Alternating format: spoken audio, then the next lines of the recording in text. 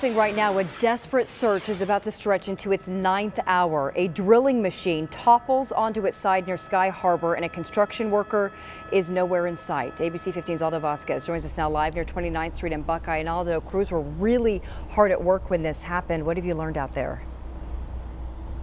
Right, Stephanie, we're taking a look at what they were doing out here. Let me just point you in the direction of this big tube that you see right over there. That thing is massive, likely weighs hundreds if not thousands of pounds. They were putting those into the ground, and if you walk with me this way, this is what the finished product should look like when it's all said and done. They were working on something like this to the east of us when that drilling rig fell into that trench, which is the scene you're looking at now over here, as they continue to try to move that drilling rig out of the way and get to this man.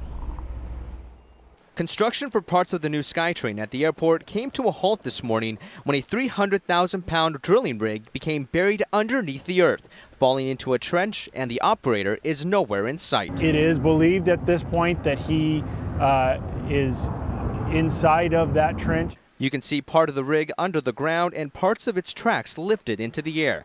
The machine tipped over as it was preparing to relocate around 9:30 this morning. Hours later, crews are now working to slide the rig out of the hole, unknown of what the situation is underneath. The size of the hole, the depth of the hole, all play a factor. And again, we don't know how much dirt's in the hole. We don't know how much debris is in there at this point. Any wrong move can mean disaster. A race against time as they hurry to reach this man. It all depends, how long it takes to get this equipment out of the way, how long it takes to start coming up with a plan that's both safe and effective to move the dirt out of the way to get to this person. Yeah, and they're moving as fast as they can, and they say that this will likely take several more hours on top of the 9 or so hours that they've been out here since this accident happened. And they want to do this as safely as they can because any false move can push more debris in there, can even push the rig deeper into the ground. And they're trying to get to this man as quickly as they can because right now his condition is not known.